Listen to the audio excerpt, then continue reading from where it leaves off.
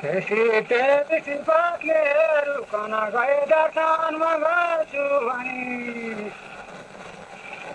पत्नी गर्नु गवाजीका सङ्गमा हजुरले पनि एकान्त पालामा सीतापति थिए सीता हजुरमा रही आत्मा चामरली प्रभु कनक तिन समेतमा गई सोही कारणले मयस बखतमा रामका हुकुमले गरी आएको छु लिएर जान्छु घर रथमा चढ्नु अवश्य गरी आकाश मार्ग गरी बहुत खुसी हुँदै नारजी ताए गया नारजी कन दण्डवत गरी तहाँ रामजी बहुत खुस भया बिन्ती यति सुनेर खुसी भइन् श्री जानकीजी पनि पाएँ दर्शन गर्नलाई ऋषिका पत्नीहरूको भनी संसारी मसिया बडो हुन गयो दर्शन मिलेथ्यो जसै यो भाग्य दया हो बुझ्यौ पनि यहाँ दर्शन मिलेको उसै फेरि सौ ऋषि पत्नीलाई दिनका खातिर सीताले आभूषण कपडा लिएर बहुतै चढी भाङ्ने रथमा मैले गर्न सकाम पाउन् हजुरको चाँडो आज्ञा होस् त्यो काम सिद्ध गराउँला हजुरको आनन्द मनमा रहोस् शेषजीका मुख देखियो सब कथा सुनिलिए त्यसै बात साना ऋषिले बात मौन गरी बिन्ती चढाए त्यसै यस्ता बात प्रभुका सुनिकन जवाब सोही बमोजिम दिया नारदले बहुतै गरे स्तुति रामलाई मनमा लिया सेना त 14 भुवन पवित्र गराउने कृति सीताको थियो कुन कारण भई धोबीले यसरी तो दुर्वाचा बोलिदियो बिन्ती गर्नु कुरो थियो मन बिसे बिन्ती गरे त्यो पनि ब्रह्माको बिनतीले हजुरमा आइरहेछु भने त्यसको तत्त्व म सुन्न पाऊँ भने यो प्रश्नै गरेथे दसै सम्बोधन गरी शेषले ऋषिको सामने सुनाए तसै भुको भारमा दुष्ट नारीहरूलाई जान्छु अयोध्या भन्ने यति वचन गरिकन हजुर पाल्नु भए थियो यहाँ बर्मासे सुनिले विवाह नहुँदै एक दिन जनकपुरमा खेल्थिन् धेरै सागिनी लिएर ती सीता कोही एक बगैँचामा यस्तो तर गाडी दिन दशरथ राजाजीका मन भयो खमितले अब राज्यमा भुलिदिया बाह्रनु काम तारयो एक सुकले रथ सुगिनीले अत्यन्त खुसी भई गर्थे बात रघुनाथको सकल थियो सुनिन् सीताले गई नारदका यी वचन सुनि खुसी भई उत्तर प्रभुले पनि जल्दी बक्सनु भो महाराज नगरी भोलि म जान्छु भने के भन्छन् ऋषिले पन्थी दुईले भन्छु सबै बात भनी के कालसम्म खदा भइकन रहन्छ सीताजी पनि खमितका यी वचन सुनेर बहुतै नारदजी खुसी भया तिनतेरा प्रभुको प्रगट गरी आकाशपतिले गया भन्थिन् एक कुरा सुगा सुगिनीका सङ्गमा बराबर होला यहाँ विवाह जानकीजीको रामचन्द्रकै सङ्गमा सन्तोषले दशरथजीका वनदिसे आनन्द मङ्गल भयो रामलाई अब राज्य दिउँ भने उसै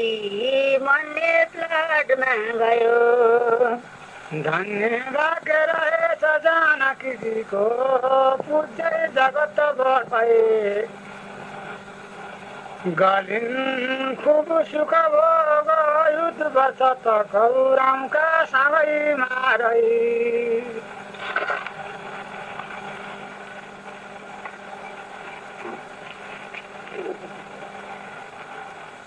पिता पूर्वको कुरा सुनिका सङ्गमा सासुराले गयो तो बोली गई सौसै बखतमा कानमा सीताको पर्यो मन्त्री डाक्यो कुम्बायो सगरया जो कान्छु गुरु सोची झटपट तयार गर अब चौकामा छोड्नु बरु साह्रै खुसी भई सबै सैनिका सङ्गमा सीताले पनि लागिन् भन्न जसरी हुन्छ सुगा पक्रेर ल्याऊ भनी मन्त्रीले पनि यो हुकुम सुनि कहाँ साथै गुरुका रया चाहिन्छन् जति चिज खोज्न गुरुले खोलेर सब चिज कया आज्ञा यति सुनेर जो सखीहरू सङ्गमा सीताका थिए सबले यत्न गरेर सोही घरीमा पक्रेर ल्याइदिए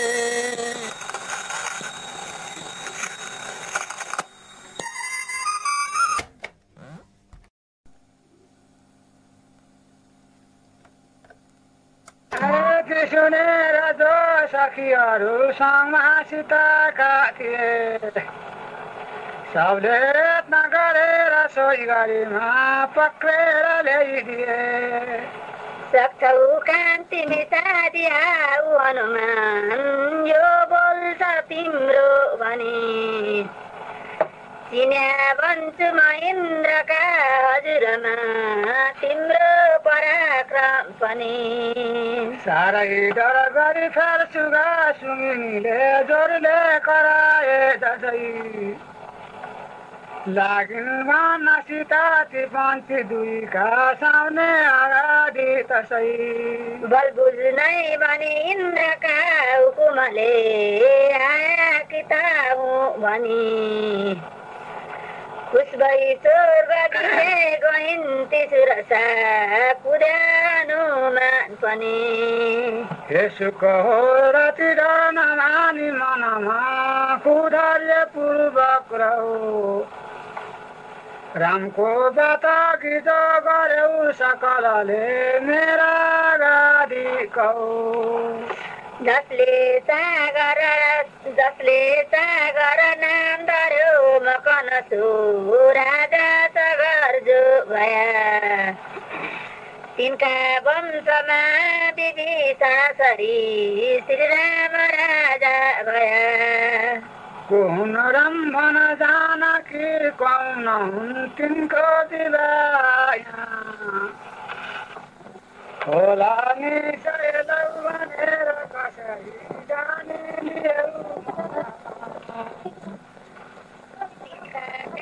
निमित्त हनुमान जान्छन् निलङ्कामा मैना पर्वत निस्कजाऊ तिमी गई विश्राम गराऊ त यी बात जानकीको सुगा सुगिनीले सुनिसकी फेर पनि लागे भन्न त सबै सुना तिमी बिस्तार कान्छो भनी थाप्या हुन् हनुमानजी विष फल फुल खाउन् र जाउन् भनी भन्दा सागरका वचन सुनि तहाँ निस्के ती मैना पनि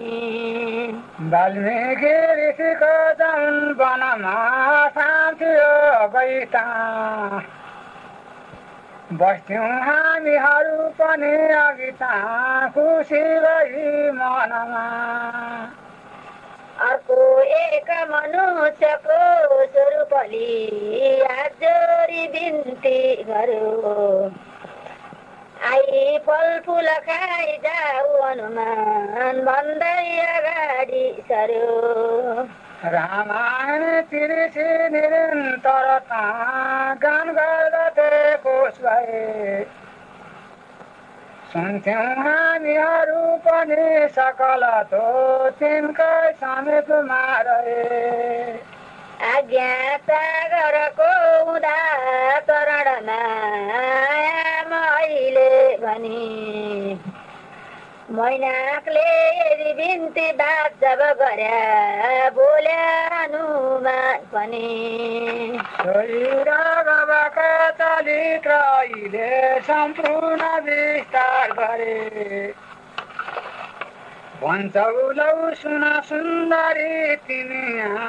एकाग्र मनमा धरे रामको काम नगरी बसेर कसरी जान्छु म खान्छु म जान्छु यसै हातले चुन्छु मलौ भनेर खुसी भई छोएर कुदे तसै सूर्यका कुलमा प्रतापी दशरथ राजा अयोध्यमा राज गर्थे सब राइतीलाई बहुतै राजी गराइता केही दूर हनुमान पुग्या पछि त एकछिनका राक्षसी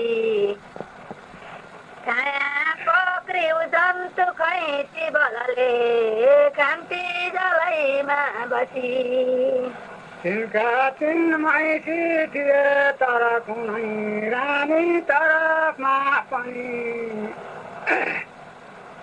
सन्तान केही नहुँदा ती दुखित थिए नष्टै भयो कुल पनि छाया पक्रिउ जन्तु तानी लगी छाया पक्रिउ जन्तु तान्न लागि हनुमान ज्यूको गति बन्द भयो कसले बन्द गर्यो गति भने दिशा दसमा तसै दृष्टि गयो धेरै कालपछि सिंह ऋषिका केवल कृपाले गरी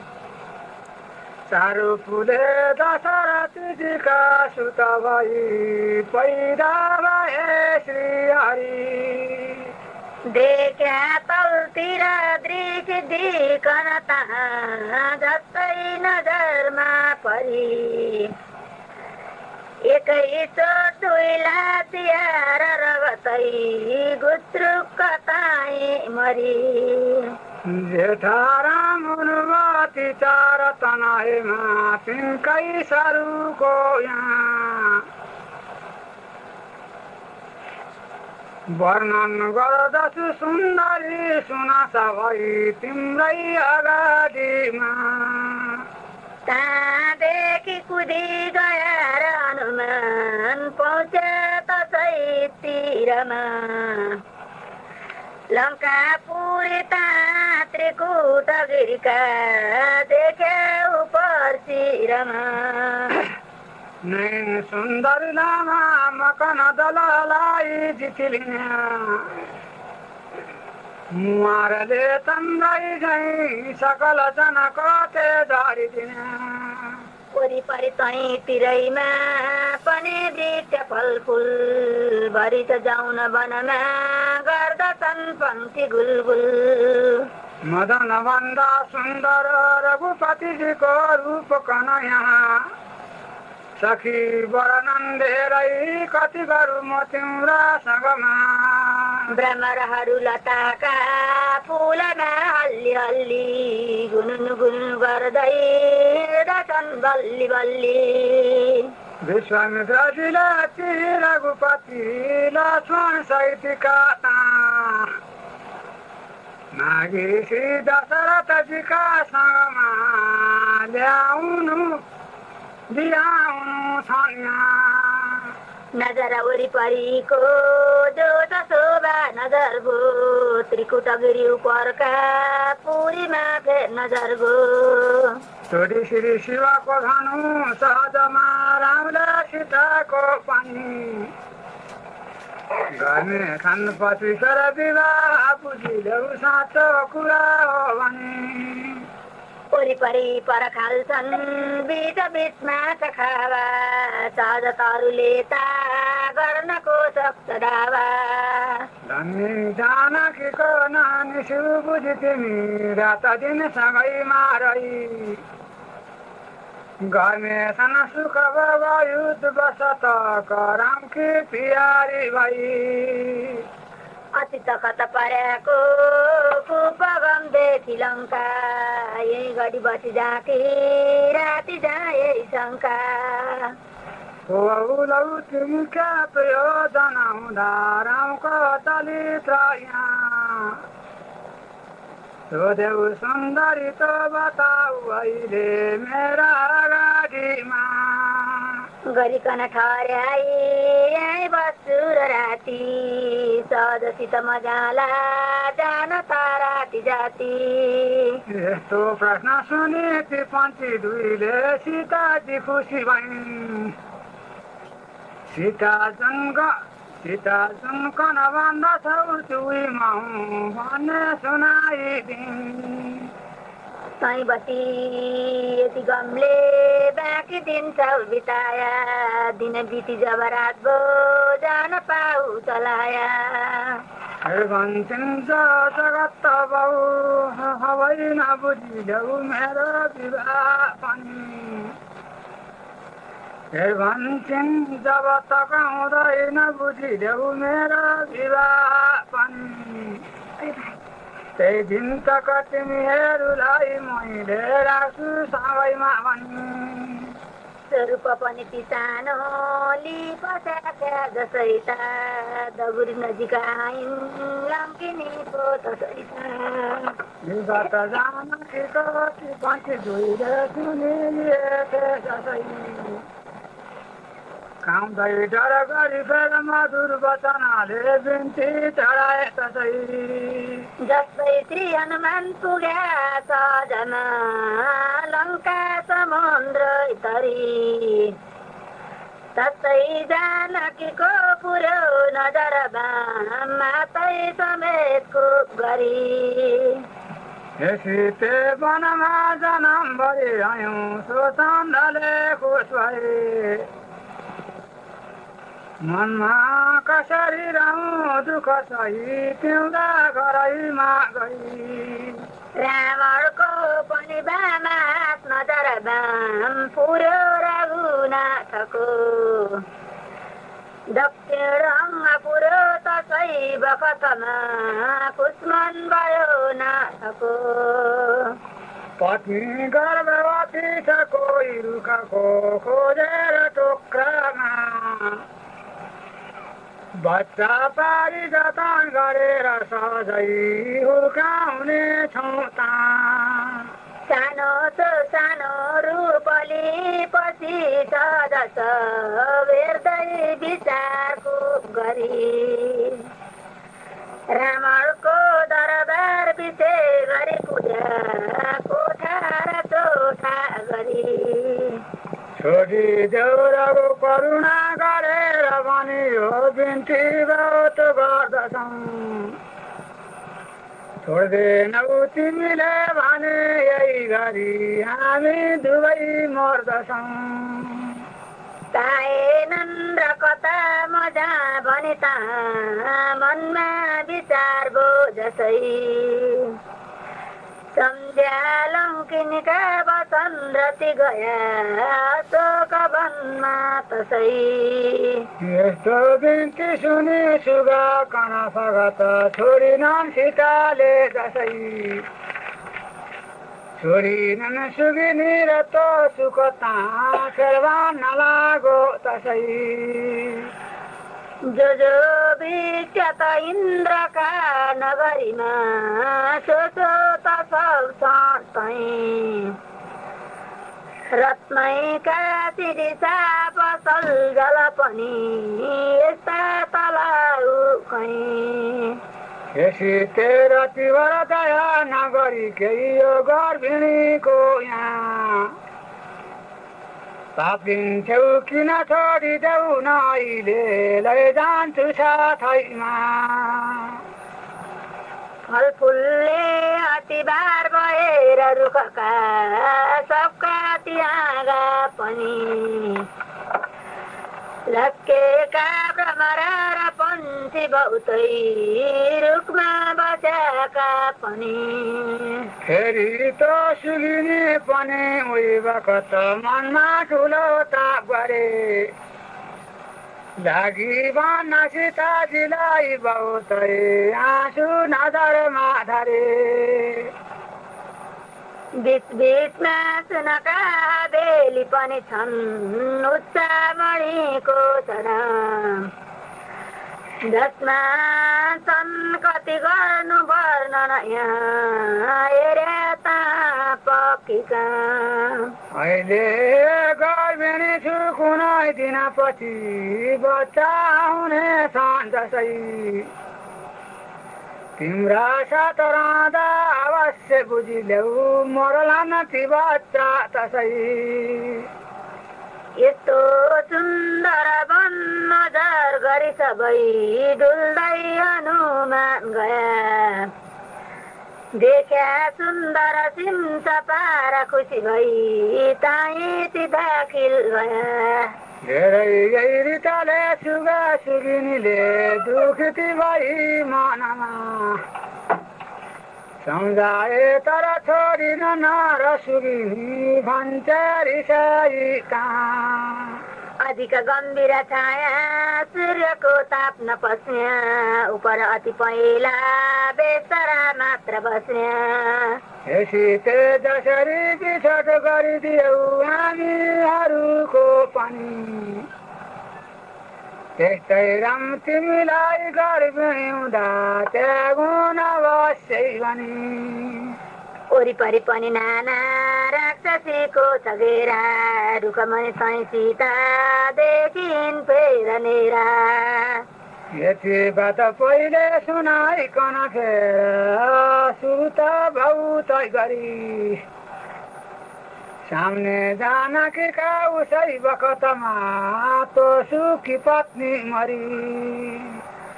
बोकी मैले न्याउरी न त कपाल खोराक सबके सुख उसै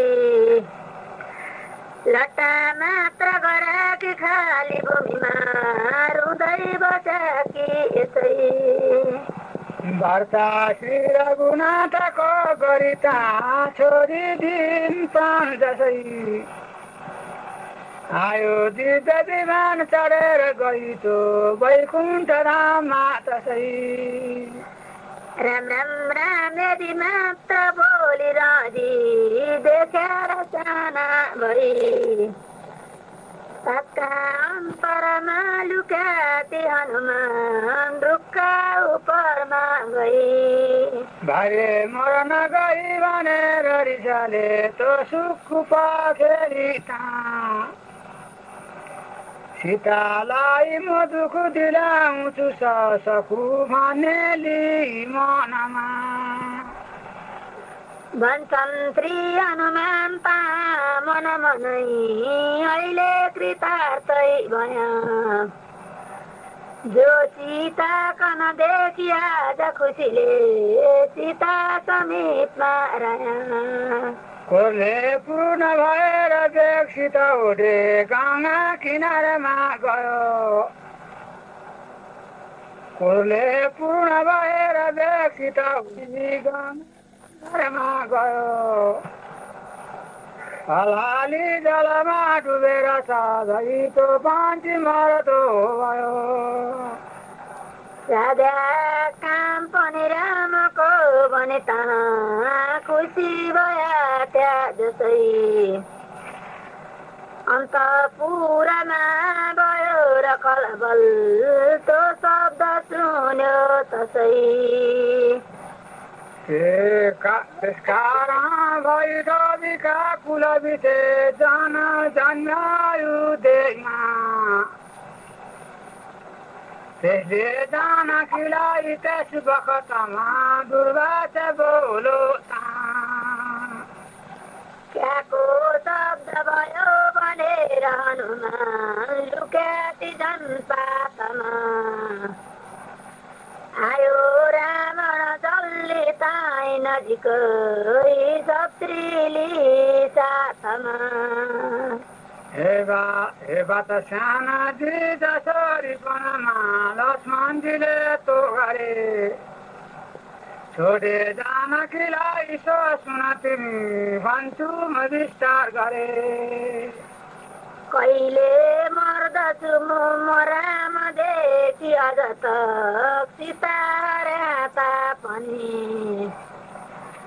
आए नन्द उना भनेर रहँदा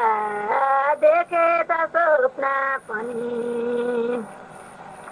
सीताजी रथमा उपर जब चढिन् लक्ष्मणजीले फेर पनि छोडे जानकीलाई सो सुन तिमी जान्छु म सीता गरे सीताजी रथमा उपर जब चढिन् लक्ष्मणजीले फेर पनि रामको दूत अति वीर बानर अशोक वनभित्र आएपछि सीताजी कन देखिने गरी तही पाकभित्र लुकी बसी आज्ञा सारथीलाई बक्सनु भयो चाँडो चला रथ भनी आज्ञा लक्ष्मणको जसै सुनिलियो तो सारथीले हेर्दो सुर सब कामको सुनि भयो स्वप्न मिले त्यो जसै साँच्चै हो कि भनेर दौडिकन जटायो नजिकमा तसै आँको रथ कन वायु झैँ गति गरी फेरि उसै बिचमा दक्षिण नेत्र सीताजीका ताई पुरो सोही बखतमा जसै साँच्चै पो यदि हो भने असल पो दुर्भाग्य बोल्छु जसै सीतालाई यसो सुनेर रिसले जाला र भन्ला तसै चिन्ता पर्न गयो र लक्ष्मण तर फर्केर सोधिन् तसै हे लक्ष्मण शुभ कर्म गर्न मनको इच्छा हुँदा त मेरा दुष्ट वचन सुनेर रघुनाथ आएर मार्नन् भनी यस्तो निश्चय मन गरी नजिक गई दुर्भाग्य बोल्यो पनि आए त्यहाँ तर पुरुष दक्षिण नजर मेरै कुल थिए भने जङ्गलका पशु पन्छीहरू पनि फेर आएर रास्तामा दक्षिणतर्फ मलाई पारिकन सौ गर्छन् परिक्रमा सीताजी पनि दुष्टलाई नजिकै देखि अधोमुख गरिन् श्रीरामका चरण र बिन्द मनले अन्तकरणमा धरिन् मेरो चित्त बहुत उदास छ किन हो देख्छु कुलक्षण पनि यसले ठान्छु म एक विपत अति ठुलो केही पर्नाको भनी हे लक्ष्मण जति परदछ पद परछ मेरै कपालमा सबै केही आपद नपरोस् प्रजाहरू सहित रामका उपरमा कवै यी बात त जानकीको सुनेर मनमा लक्ष्मणजीले शोक गरी केही उत्तर नदिएकी मुटुमा गाँठो भौतै परी यस्तै तर्क वितर्क जानकी अनेकौ गर्दै थिइन् फेर्ता पहुँचो रथ पनि त उसै बखतमा गङ्गा किनारतिरमा गङ्गाका तिरमा जसै रथ पुगो सीता लसुम पनि उत्रे तो रथदेखि फेरि जिमिनमा पार जानलाई भने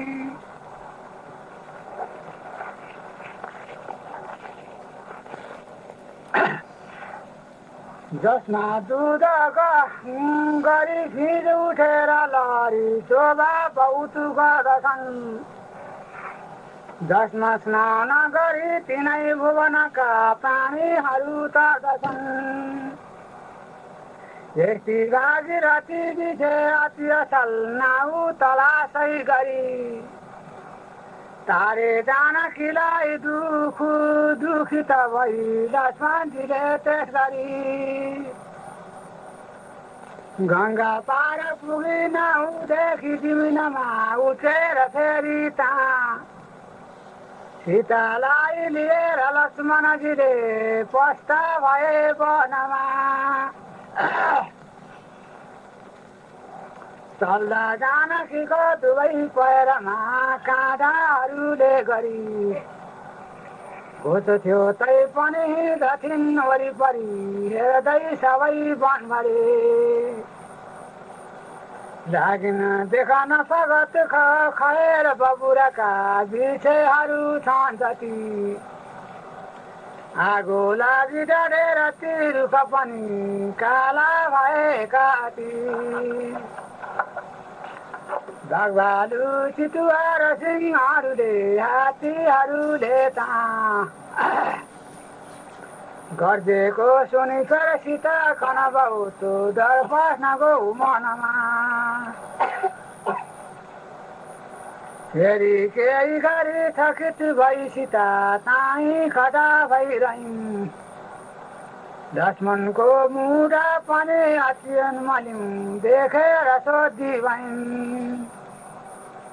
हे लक्ष्मण तिमीले मलाई ऋषिका आश्रमहरू छन् जहाँ लैजान्छु म भने अघौर वनमा लैजान टेउका हिँड्दा यो वनमा खएर बबुराका काँडाहरूले गरी घोच्दा हिँडेन पनि कठिन हुन गयो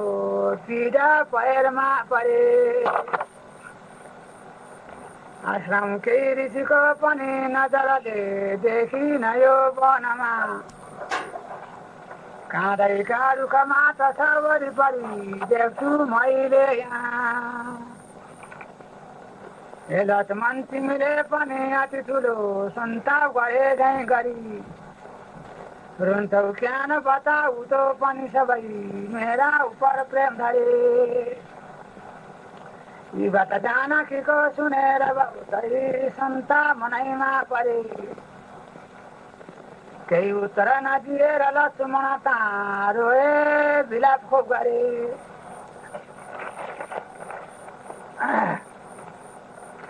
उत्तर केही नदिएर लक्ष्मणजीले रोइरहेको ता देखे जानकीलाई झन् अति ठुलो सन्ताप बढो मनमा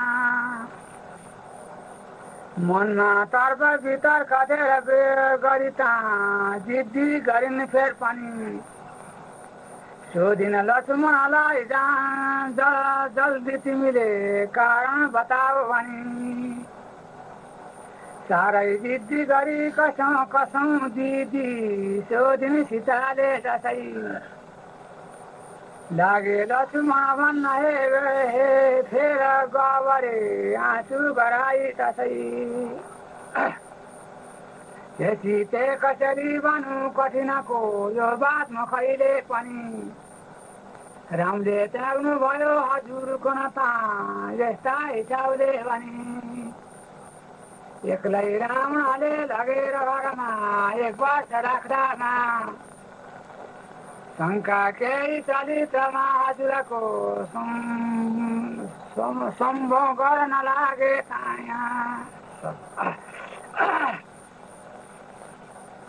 सोही कारणले प्रजा सकलको चित्तै बुझाउँ भनी त्यागी बक्सनुभयो हजुर कनैया रामचन्द्रजीले पनि वज्रैको शरीर तोटाउने हृदयमा तो बात गरेको दसै लक्ष्मणदेखि सुनिएर व्याकुल भई कान्छी सीताजी दसै एकछिन कम्पित भई जाउन् तरले ठुला उडी माया गिर्छन् बिर्सेहरू सै बखत तरले लुट्ने सीताजी कहाँ